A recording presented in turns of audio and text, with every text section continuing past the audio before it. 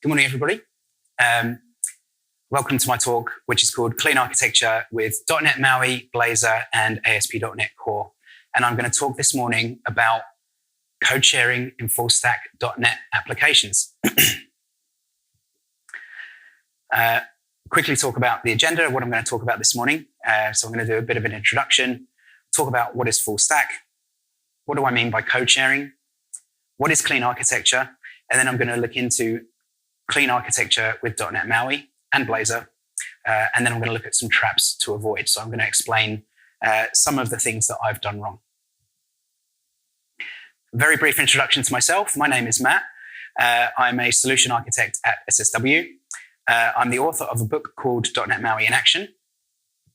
Outside of work, I like motorcycles and homebrewing. You can find me on Twitter, Matt Goldman, Matt-Goldman on GitHub. My blog is goforgoldman.com. You can find my YouTube channel, Go for Goldman. By the way, there's a resources slide at the end, so don't worry too much about capturing all this right now. And I'm also co-host of a podcast called Beer Driven Devs. The other co-host is right here. Hi, Liam. Okay, so I want to tell you briefly about our app, SSW Rewards. Who here has got this installed? Cool, a few people.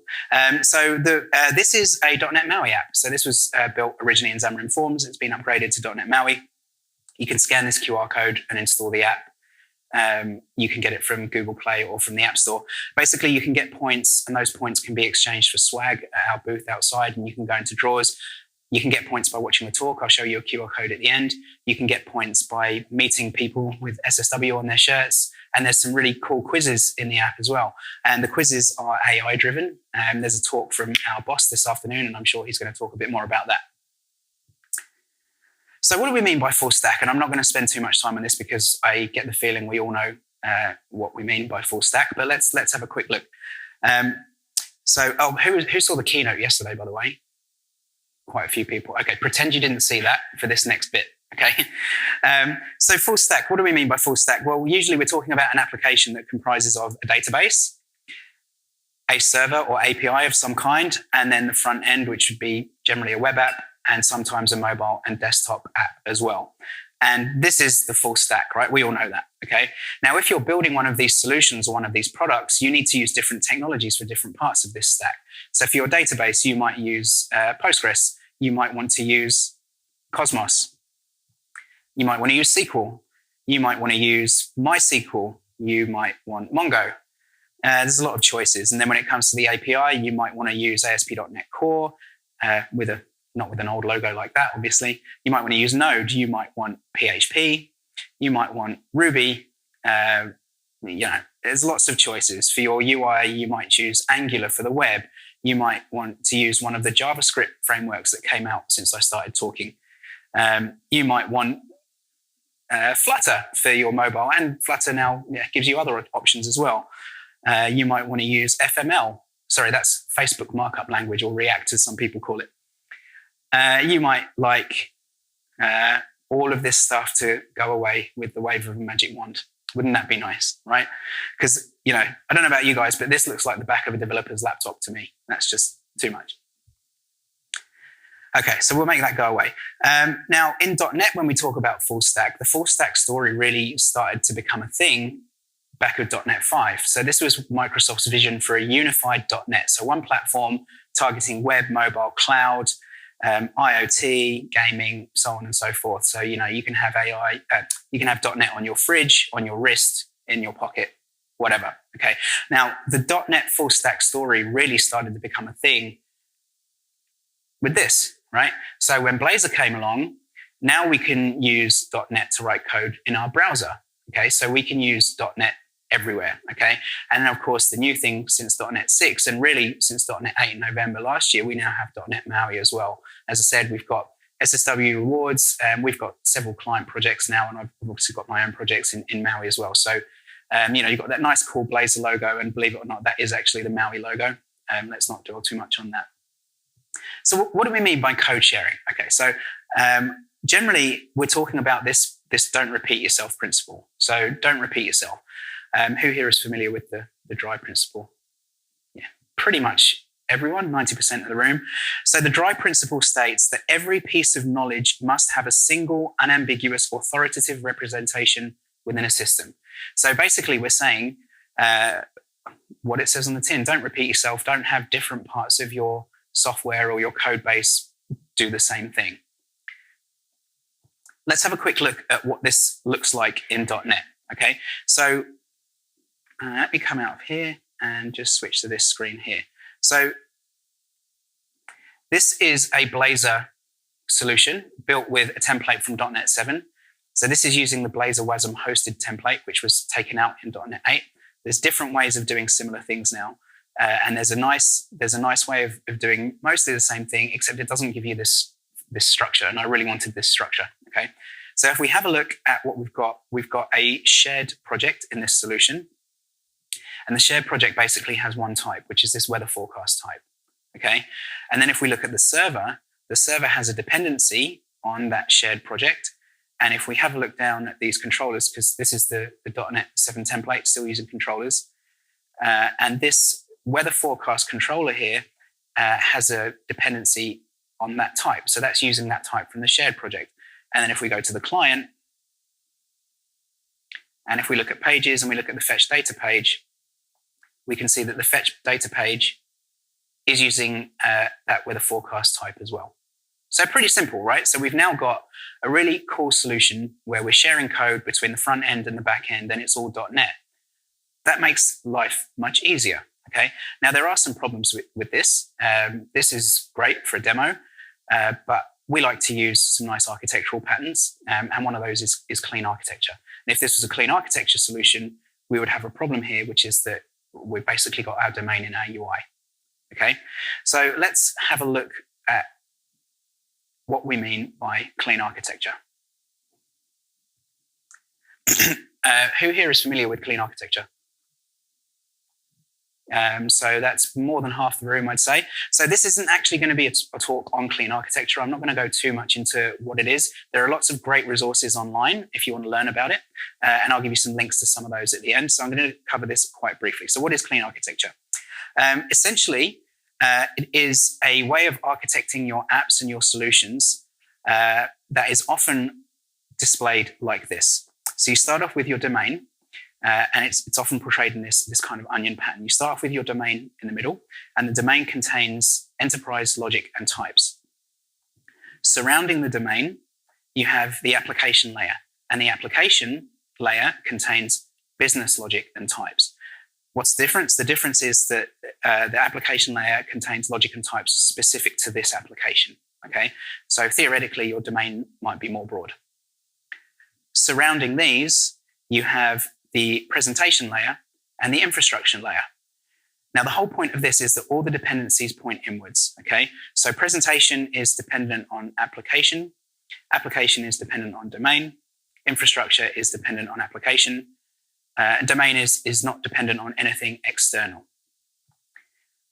In a nutshell, and that's there are obviously lots of caveats to all of that, but in a nutshell, this is the core principle of clean architecture is that all the dependencies flow only in one direction. And this is a really good way of architecting your apps in .NET. And to just give you the key bullet points, it gives you applications that are independent of frameworks, testable, independent of UI, independent of database, and independent of anything external. Okay, so all of the dependencies flow inwards, which means that because the domain isn't dependent, say, on the database, you can change the domain without those concerns. And it lets you basically build an application that's maintainable and is going to last you a long time. So that's it in a nutshell. As I said, if you want to learn more about clean architecture, plenty of great resources, which I will give you links to. One of those resources is this one. So I work for a company called SSW, and we have a website called SSW Rules. And we've got about 3,000 rules on there. They're called rules, but they're really just our collected knowledge that we've documented over 30 years of running a software consultancy. And we've got a page there on the principles of clean architecture. So to get as I said, I'm not going to dwell on this too much, but to get a bit of a better idea, I'm going to have a look at clean architecture template. So let's go across to here. So this is the SSW clean architecture template on our GitHub repo. Is that the Zoom level okay? Anyone want me to zoom in? Okay. So again, I'm not going to go too much into detail here, but I'll just show you the source quickly. So we can see in the source folder here, we've got these layers. So there's the application, the domain, the infrastructure, and the API. We'll have a look at a little bit what's in here in a moment. I'm not going to go too much into detail. And one thing I went back too far. One thing I just want to draw attention to in this repo here is that this template, this SSW clean architecture template, is slim and unopinionated. Okay, so it's very bare bones, and the idea is that you do what you want with it. So there's no UI in it. There's no auth. There's it's very bare bones. Another well-known clean architecture template is Jason Taylor's clean architecture template. Who here knows Jason Taylor? A few people. There he is. So Jason has a clean architecture template which has been around for a few years, and it's quite well known. What's he up to? 15,000 stars. So the demo that I'm going to show you today is actually built based on Jason's template because our SSW template wasn't around at the time. Jason's template, look, there are a lot of clean architecture templates around, and they kind of all follow these principles. Same thing, application, domain, infrastructure, and web. The difference is that this one has a client app. In fact, you can choose now between React and Angular. This is using endpoints. When I built it, it was using controllers. So I'm based off an old version. So in a nutshell, this is a clean architecture template that you can use to deploy an application with clean architecture. In the SSW version, there's no UI. In this version, there's a React or an Angular UI. Okay.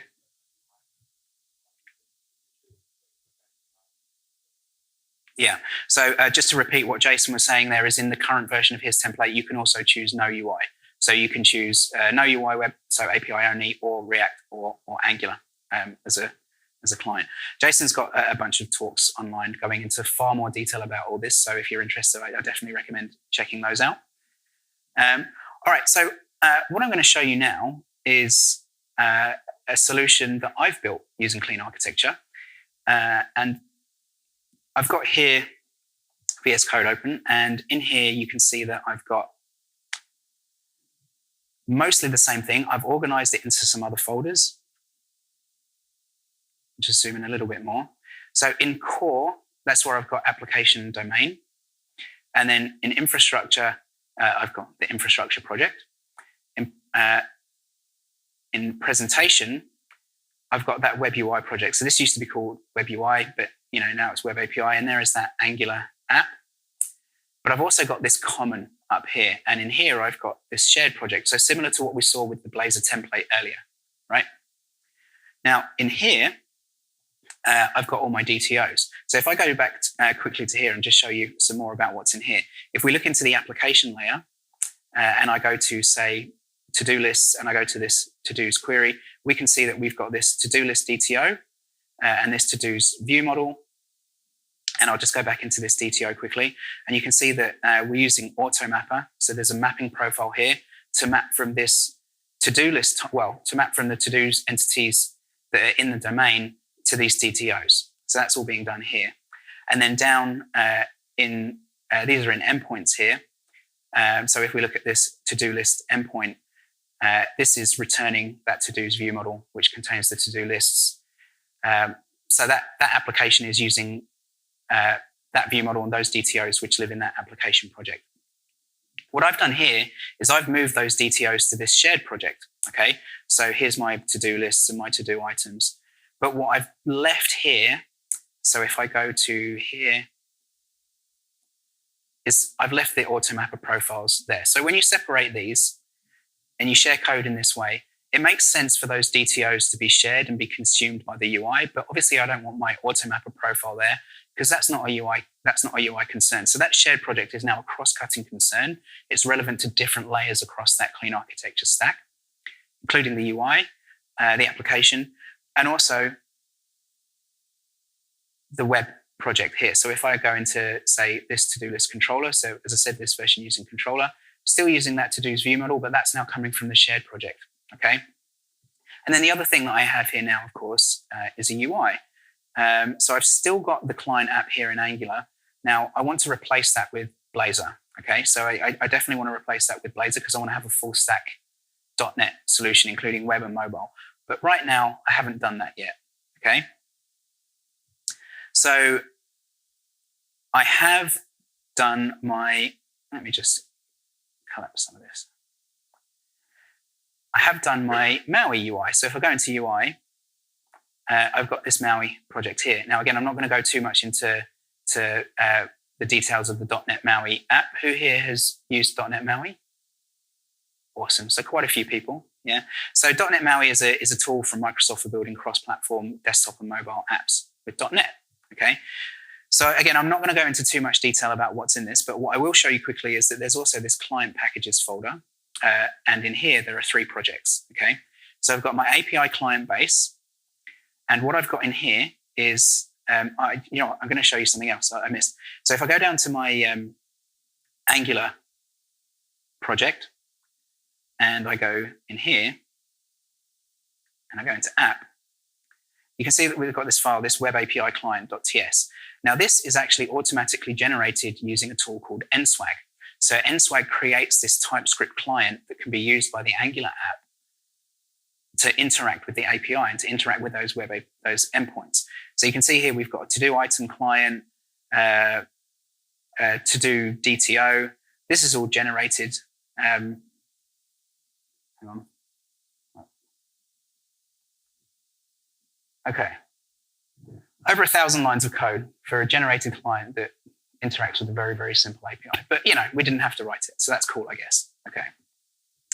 In my in my client base package, I've also got a generated client, and that's also using TypeScript, using NSWAG, sorry. That's also quite long. But what I've done here is if I go back down to this web project, the NSWAG configuration is controlled by this nswag.json file, okay? So the first bit of config in here is about this document generator. What that's doing is it's generating an open API spec. I'm not going to go too much into what that is, but then we can see the code generators, okay? So there's this TypeScript client generator, and then there's this C# one that I've added, okay? And that's what's generating that file we just looked at. But the difference between this one is if I scroll down, I can see that there's this item here that says generate DTO types false. So in the client for Angular, the TypeScript client, I'm generating all the code to interact with the API, but I'm also generating those types as well. In .NET, I don't need to do that because I can access them directly from that shared project, okay? So that's kind of cool. That's a bit nicer, I think. Let's have another quick look at this client package. Let me just minimize all this. And I'll come back to the app as well. So in here, I've got the generated code. I've got some global usings. And then I've got some things here that I'm going to assume are going to be the same across my MAUI app and my Blazor app. So they're both going to need auth. So in here, I've got some authentication stuff. So I've got an auth service. I've got identity server built in to the back end here. And I've got my authentication service and an authentication handler that's a delegating handler. That's going to add a bearer token to all of my HTTP requests. I'm not going to go too much into this code and what it does. All of this is on GitHub. You'll have a link later. Feel free to take a look at it. And of course, feel free to ask me any questions. But, this kind of logic can be shared with the Blazor app when I add it as well, okay? And then I've got the services. So in here, I've got a base service that wires some of that stuff up. I've got the to-do service, the weather forecast service. Now, these services, I've defined an interface with what I want them to do that I can inject into my client apps. And then there's the implementations of them. And those implementations use the generated clients in a nutshell. And then I've got storage, right? So I've defined an iSecure storage provider because when I sign in, I want to save things like the token. And in the MAUI app, I can use a secure storage API that comes from the device, the operating system, because it's a native app. In Blazor, I'm going to need to do a different implementation and probably use browser storage. So I've just done this as an abstraction, which is then injected into my auth service. And then I've just got some dependency injection for wiring it all up, okay? And I'll very, very quickly show you now my MAUI client app, my MAUI client. So this inherits the base client. And sorry, I should have mentioned as well, obviously the base client has a dependency on that shared project. So it has access to all those DTOs. There's the Blazor API client. This doesn't really do much yet. I've kind of, put in some placeholders for what I'm going to build out for Blazor. You can see it's all not implemented. But the MAUI API client does have it. So I've got the MAUI specific parts of the authentication, the storage. So I've got that implementation, the MAUI storage provider, which implements that iStorage provider using secure storage. And then the dependency injection, which wires up the MAUI specific bits and then calls that register API client services in the API base package. And then very quickly, before I move on, I'll just show you this MAUI program in here. I'm calling that register MAUI client, and that's passing in all the things I need to do. And that's going to in turn register the base. Okay, so I'm just going to switch to Rider just to run that. And let's just have a look and see it in action. So this is going to run my iOS simulator here. And hopefully, so we get an app, I can go log in.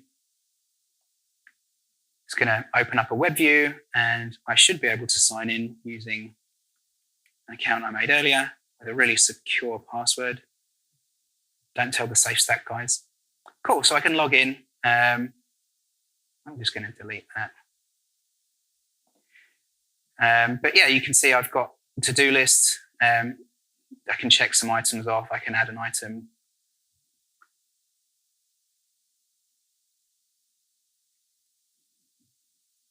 Cool, that's working. I can even add a list, and I can pick a color. So I can pick a red list. And this is all coming out of the template, out of Jason's template, actually, these colors for these to-do lists. So I can call this red list. And I can add an item, present about MAUI at NDC. And I'm just going to jump the gun here and tick that off. Cool.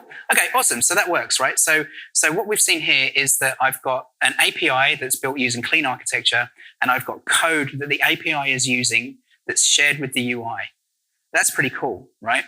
But there's some more stuff that you can do with this that makes it cool. So I'm just going to stop that, and I'm going to switch back to VS Code. So one of the other things that's cool about this and sharing this everywhere is that if I close this source folder, you can see that I've also got tests here as well, right?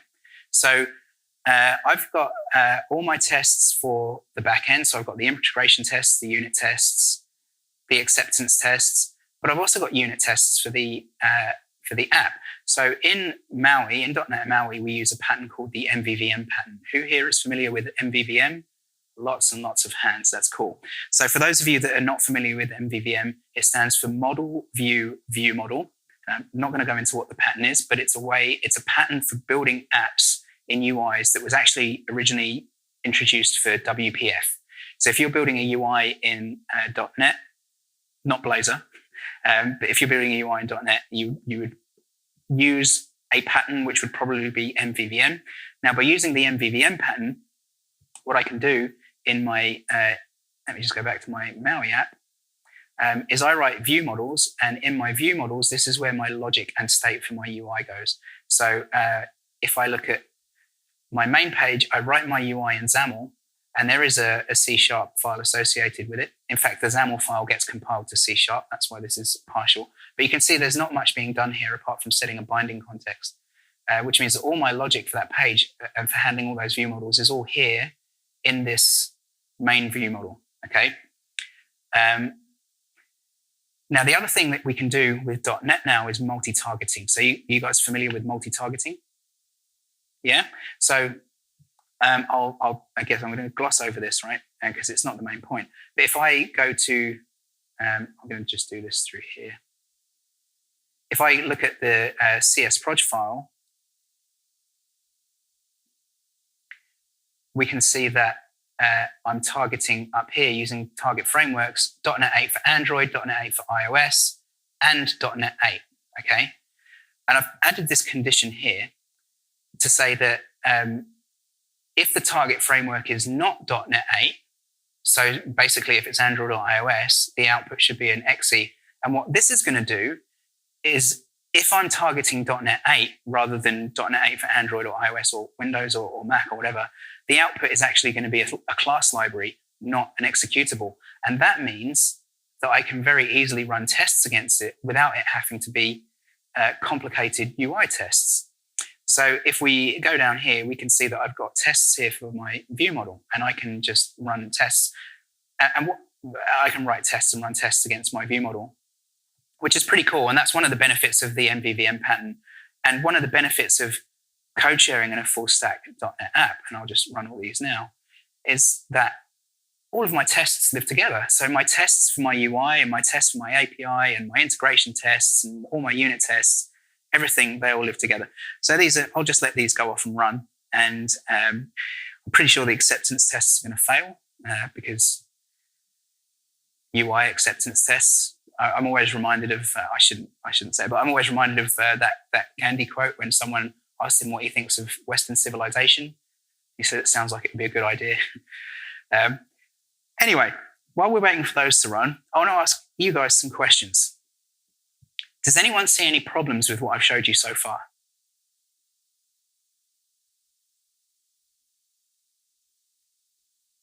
Yes.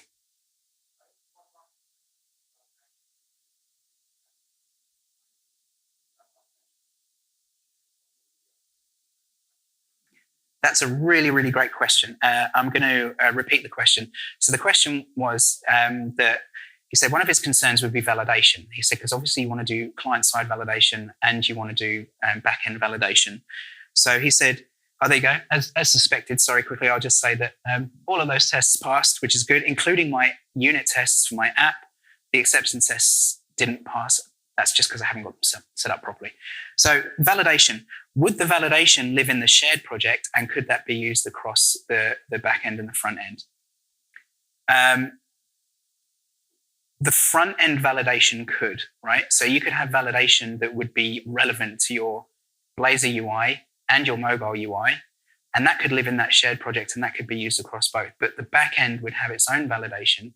So in these templates, we use Fluent validation, and they often involve interacting with the database. So for example, not allowing duplicates. So that's not something that's going to be in shared, but your client-side validation absolutely could be shared. Absolutely. Great question. And that's not something that I've done, but that is something I would consider adding. But any problems, any other problems? Yeah.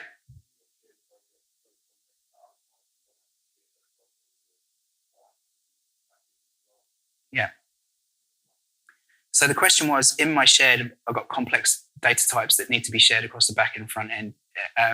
No, in that shared project, it's POCOs. Basically, that's all I've got in there. Yeah. Of course, I'll start adding validation in. Then that client-side validation is in there, and that's going to be shared across, now at least with the application and the web as well. So you might consider putting that validation in a separate project. Anything else? Yes.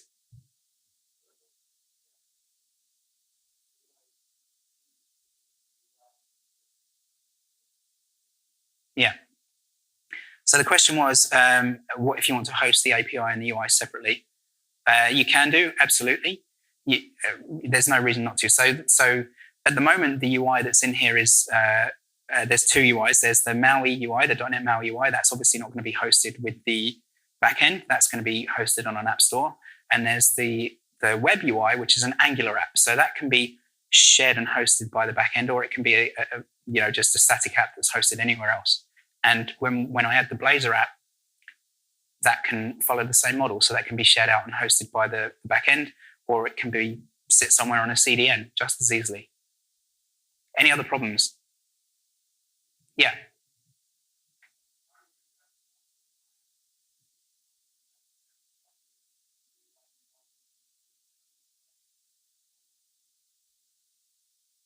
Sorry, just 1 second. I'm just having some trouble hearing. Can I ask the crew, do we have a floating mic that we can pass around? Sorry.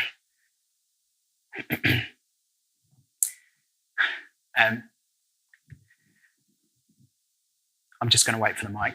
I just having trouble hearing.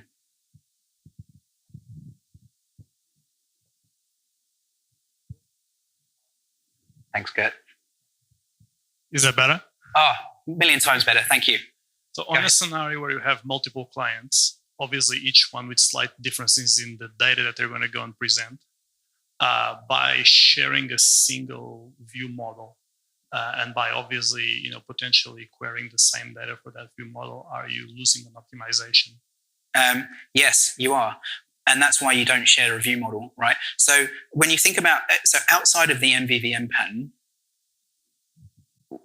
where a view model has a very specific meaning, outside of the MVVM pattern, a view model is typically a specialized kind of DTO that, instead of containing data that represents an entity or some piece of information that's being shared, it contains data that represents the state of a view.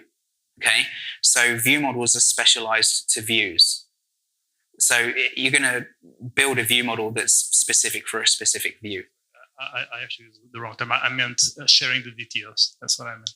Okay. By sharing the same DTO to all the clients, obviously those DTOs, some of them are going to have more information than needed for some particular UIs. Yeah.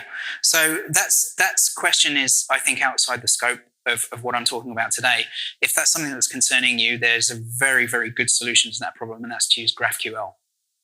Can I ask who's using GraphQL? Oh, there you go. So that was a loaded question. Yeah. Yes. Look. So GraphQL was invented specifically to solve that very specific problem. But one of the kind of fundamental principles of clean architecture is well-crafted DTOs that are built specifically to serve the need of UI. So when you're using this approach, you're building something full stack. You're building a full vertical slice. So I would construct DTOs or view models that specifically represent the feature and UI concerns about that feature that I'm building. But otherwise, yeah, you can use GraphQL, and you can use GraphQL with clean architecture. There are samples for that. All right. Any other? Has anyone spotted any problems with what I've shown you? Okay. A minute ago, I was just saying repeatedly, when I add my Blazor app, there is no Blazor app here. Okay. And what I've done is I've over-engineered this, and I've caused myself quite a few problems. Okay. So if I go back to here, I go back into the source, out of the tests, and we look at this presentation, right? Client packages. I've got three projects here, right? When I really need one. Okay. In fact, arguably, I don't need any, right? Arguably, so certainly, beyond any shadow of a doubt, all of this MAUI stuff here belongs in the MAUI app, right? This Blazor, I've got a Blazor API client package, and I haven't even got a Blazor app, right? And now, if I look in the base package, the base project, I've got authentication done in here in a way that's kind of working for my MAUI app, but this actually isn't going to work in my Blazor app because I'm using this auth handler, which inherits delegating handler. That's fine for me to wire up in my MAUI app. But in my Blazor app, Blazor has its own specialized subclass of delegating handler that I can then customize and use myself in my Blazor app. And that's going to work completely differently. And the reason it works differently, fundamentally, right, one of the main things is that if it gets a 401, it's going to redirect me to login. And that's really powerful. And I lose that by doing this. So there's a few other problems here. I'm not going to dwell on them because the big problem is this, right? This is the over-engineering that I've done here, okay? So what I'm going to do now is I'm just going to stop this because I actually have the API running here locally and I'm using ngrok. What I'm going to do now is I'm going to switch to a different branch and just show you a better approach.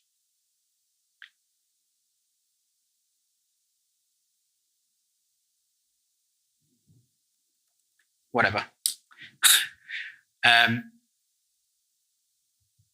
So now, if we have a look in here, we can see that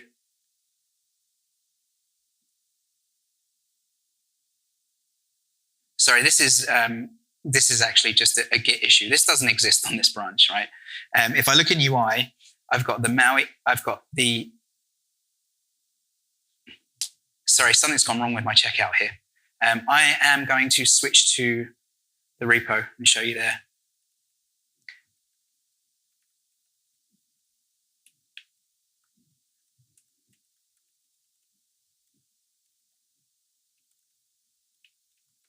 think that's what it's called. Yeah, there it is. Unfortunately, because I've screwed up my checkout with Git, I can't show you the Blazor app running, but that's okay.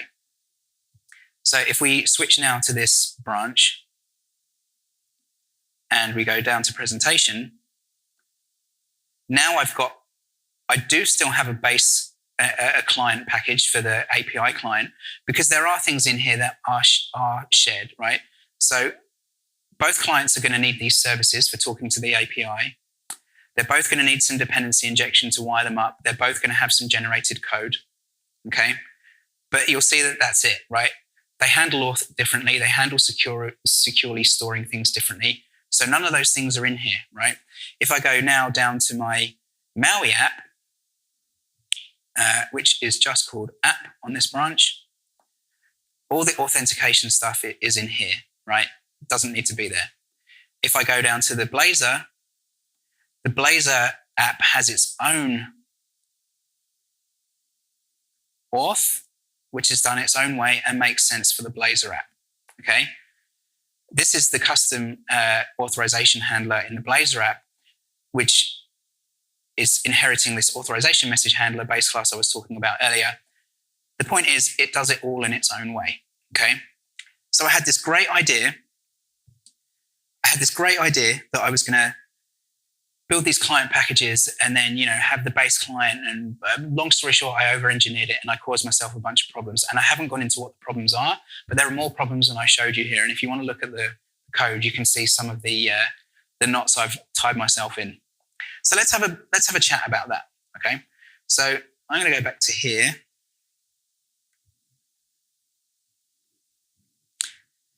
So we had a look at the clean architecture template. We had a look at a real-world implementation, and now I want to talk about some of the traps that I fell into, okay?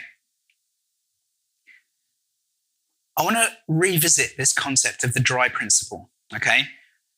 So the dry principles, don't repeat yourself. It states every piece of knowledge must have a single, unambiguous, authoritative representation within a system. There are, in my opinion, two key words here, right? There are two words that stand out that are the most important. Can anyone guess what I think they are?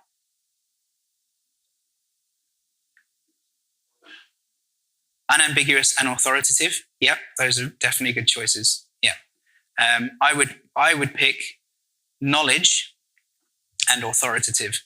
And the reason that this is important, right, is that knowledge means something very specific, right? So when we're saying don't repeat yourself, and we're saying don't have code in more than one place that knows how to do something, okay? Now, knowing how to do something means effectively how to change the state of your solution or how to perform a specific algorithm. It doesn't mean things like properties, okay? And I'm going to dwell on this a lot because this is the biggest problem I see when people go down this path of trying to share code across their stack and getting really excited that they can use .NET everywhere now, okay? So some of the traps to look out for when you see this happen is deep hierarchies, okay? So let's say you have these types, all right? So we've got a person, which has an ID property and a name and a date of birth. And then we've got a product, which has an ID and a name and a manufacturing name. Someone comes along and says, why are there two properties that are the same on more than one class? Get rid of that, refactor it, okay? I want a base entity that's got the ID and the name, and the person and the product can inherit that base entity, share those properties. Now we're not repeating ourselves, okay? Who thinks this is a good refactor? No one, okay? Awesome. I feel like that was probably a loaded question, okay? Now, this is a contrived example, okay? So in most scenarios, this is maybe okay? But this can become problematic, right? Because let's say now we add a temperature record, right? The temperature record also needs an ID, but not a name. Okay, so all right, so we'll abstract it a bit more, right? We'll refactor it. Now we've got a base entity, a base named entity, and the person and the product inherit the base named entity, and the temperature record inherits the base entity. This is already getting a bit complex, right? And this can very quickly become a tangled web. That little emoji up there is the yo-yo because this leads to something called the yo-yo problem. Have you guys heard of the yo-yo problem? No one. So the yo-yo problem is basically the problem of deep hierarchies, because you have to go like this, like a yo-yo, looking up and down the hierarchy just to figure out what's where. Okay, so it's a code smell. Okay, and I find that, like I said, in some examples this is probably okay, but if you find that your dependency graph starts to look like the Windsor family tree, that's when you've got a problem. Okay. So watch out for deep hierarchies. And I said I was going to labor this point, so let's look at some more examples after we learn how to avoid it, okay? Favor composition over inheritance. So who has heard this before, favor composition over inheritance? Nearly everyone. And who knows why? Because of this. Yeah. Oh, sorry, what were we going to say? Yes, exactly. Yeah. Yeah, this is why. So favor composition over inheritance. Well, what does that look like? Well, in this example, we have a person which has a ID, a given name and a family name, date of birth, and an address. Company also has an ID, company name, has a person property called contact, and has an address. And then we've got the address type, which specifies the street name and number and all that sort of stuff. And what we're doing is we're composing our person and company by adding the address property, rather than having a base address entity that has all those properties that we then inherit. Okay, so pretty straightforward concept, and that is how you avoid that deep hierarchy problem. Okay, so now you hear this question: how do I share like properties between classes then? Don't.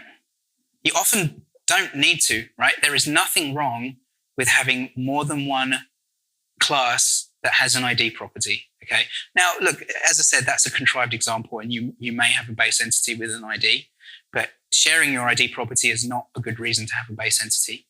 A good reason to have a base entity is because you are manipulating behavior. Okay, so it's behavior that makes the difference, not those properties, right?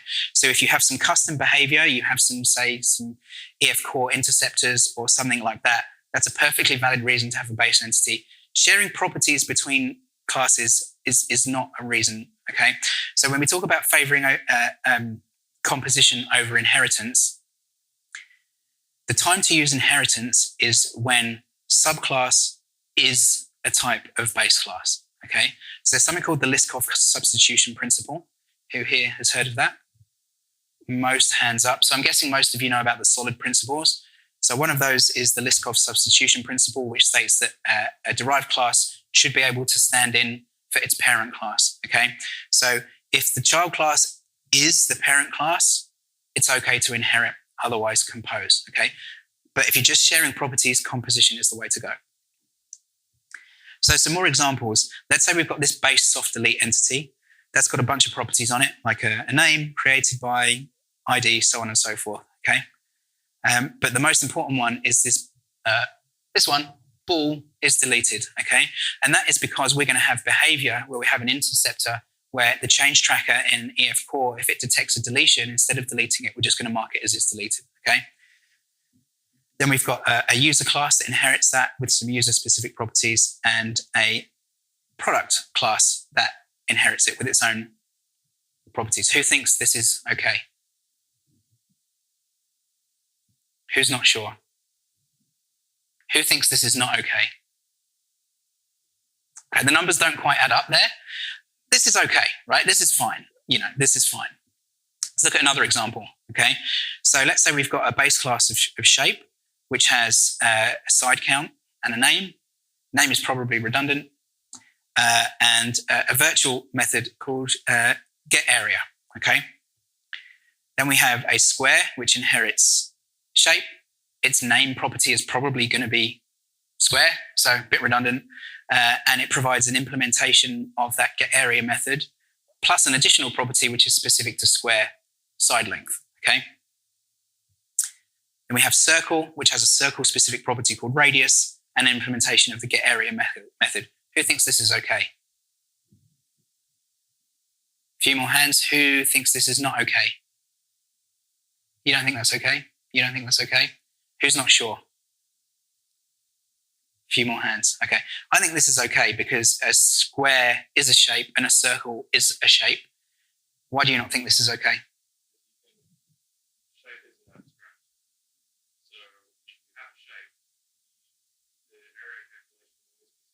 Yeah. Yeah. So that's an error. Okay. Jason? Same. Okay. Yeah. So there's a bug in this code. Yeah. Okay. But in principle, it's okay. Yes. Okay. Good catch. Side count for a circle is 1. Yeah. Sorry? Should the side count be in the higher level? Well, I mean, I would argue that so the question is, should the side count be in the parent or should it be in one of the inherited? Avoid the cost. Oh, a const. Yeah, could be. I mean, I don't necessarily want to get into the specifics of how we would implement these shape classes, but I really want to make the point that a square is a shape and a circle is a shape. That's why they're okay. That's why it's okay to use inheritance. Okay. Let's look at another example. Let's say we've got a base contract. It's got an ID, contract name, type, contract status, contract start time. Okay. Now we have an end-dated contract, right, which has a contract end date and a contract duration. Then we have a renewed contract, which is an end-dated contract that has been, I guess, revived, brought back from the dead. Again, contrived examples, right? A terminated contract, which was ended and hasn't been revived. So, your data might transition to different entity types in its life cycle through your application. Okay, now we've got an evergreen contract, which I guess isn't end dated, but it has a notice period, so it can be ended, I guess. Now we've got a rolling contract. Now we've got a problem, right? So we've got a rolling contract, which has a rolling period, but it also needs this renewal type and this renewal date. So can you guys see a problem here? Is this okay? I think this is quite clearly not okay. Let's look at one last example. Okay, I did say I was going to labor this. And before I do, actually, I just want to say that I'm talking about the problem of deep hierarchies, right? So this is the point at which I see these red flags here, right? So I think limit your levels of inheritance to 1, right? If you're inheriting beyond that, obviously there are exceptions that prove the rule. And there are use cases where that's perfectly fine. In particular, if you're building libraries, it might be fine. But within your application, more than 1 level deep of a hierarchy, and I'm not saying don't do it, I'm saying it's a red flag. And that's when you need to start thinking very carefully about if this is the right thing to do. Next example. We've got a car, and the car base class has an ID, a model name, manufacturer ID, navigation property to the manufacturer, model year, petrol capacity, which is how much fuel it can hold, and current fuel, okay? We've got an inherited type, which is a Honda Civic, which inherits car, contrived example, engine type, whatever. Now we've got this petrol station class, right? And the petrol station class has a petrol price. It has a fill tank method, which accepts a type of car, okay? And it returns a double, which is the cost it's going to take to fill that car's tank, right? So it takes the current amount of fuel, deducts that from the capacity, multiplies the difference by the fuel cost and returns the cost to fill up that car, okay? So that fill tank method it is coupled to that car type, okay? Now we're honoring the list cost substitution principle here, right? So that Honda Civic can be passed to that fill tank method, which means that actually this is okay, right? Who agrees this is okay? Some people? Yeah? Well, shit. Falls apart. Again, contrived example, right? Let's look at the next trap, okay? Who's heard of this before? Yagni, you ain't going to need it. Yeah? Who's guilty of not honoring this? Yeah? Okay. So give you guys a second to look at this.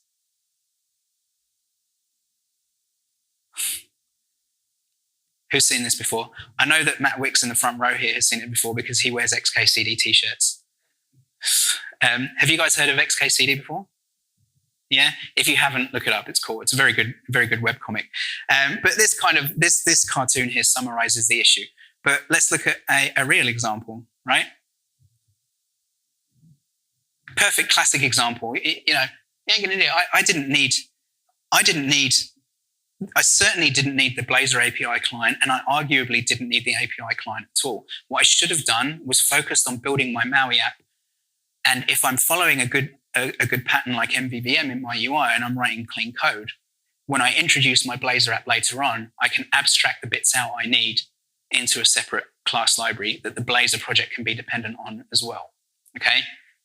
How do you avoid it? How do you avoid Yagni? Well, I really like this concept of just in time versus just in case. Okay? So when you're writing some code, or if you're in a sprint review or a code review, and someone asks you, why did you do something? If your answer contains the words in case, maybe take a step back, pause, give it some thought, and think about whether you actually need what you've done. Okay? Keep it simple, right? Just keep it simple. That's the most important thing. Trap number 3, inception. Okay?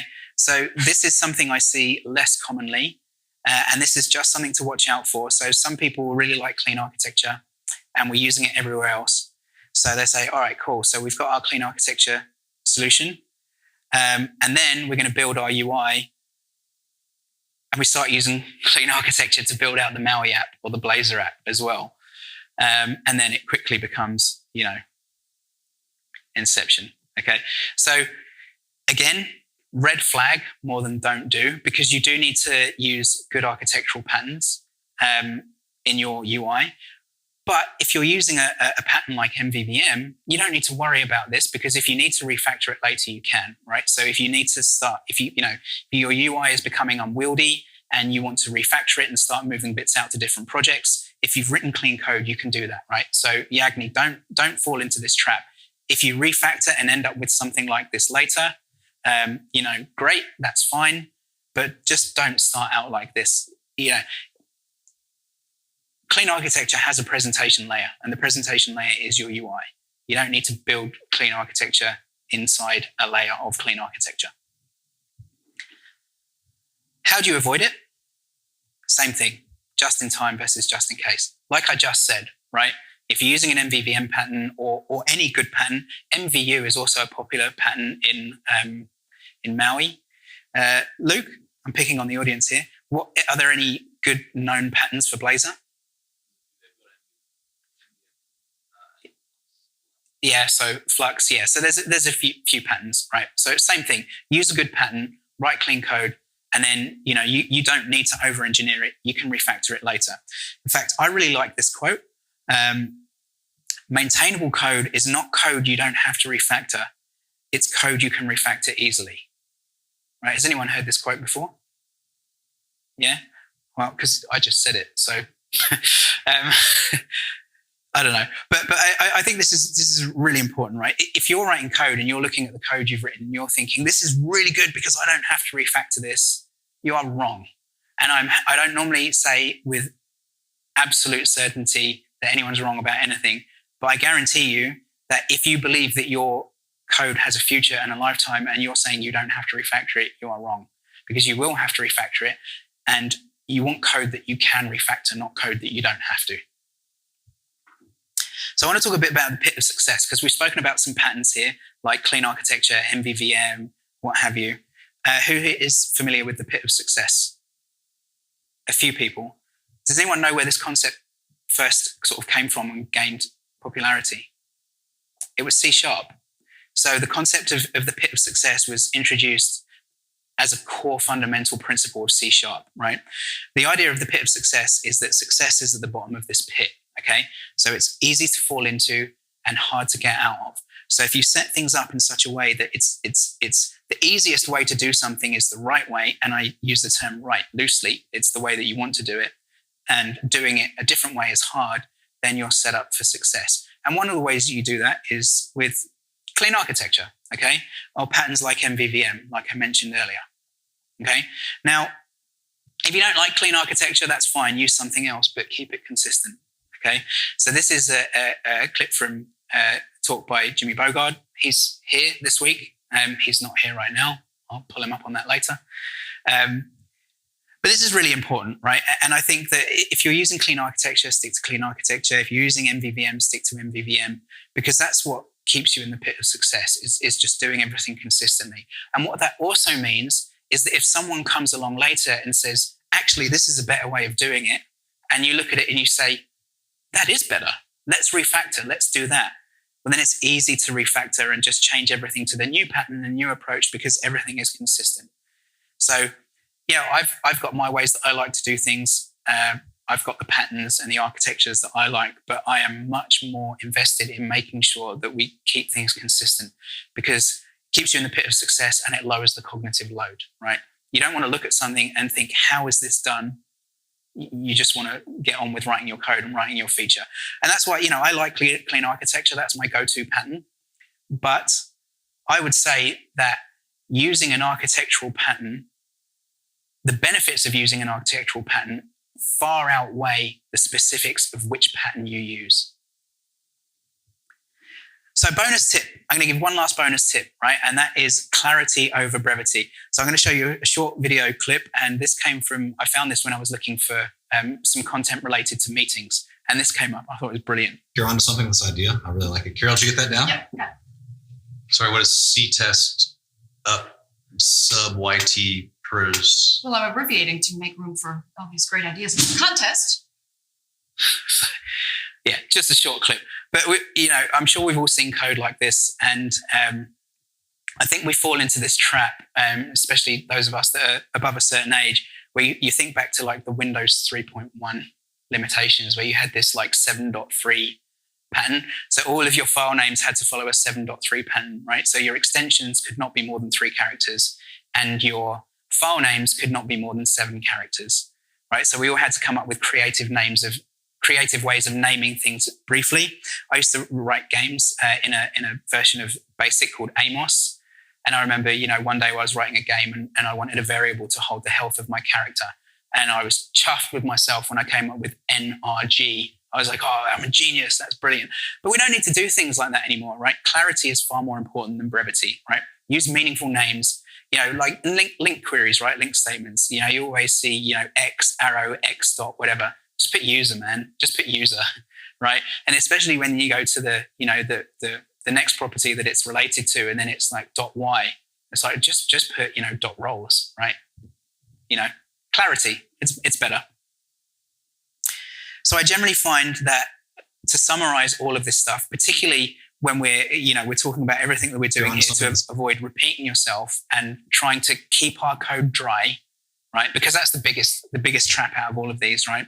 Is if you're jumping through hoops to keep your code dry, or if you're doing mental gymnastics to keep your code dry, forget it.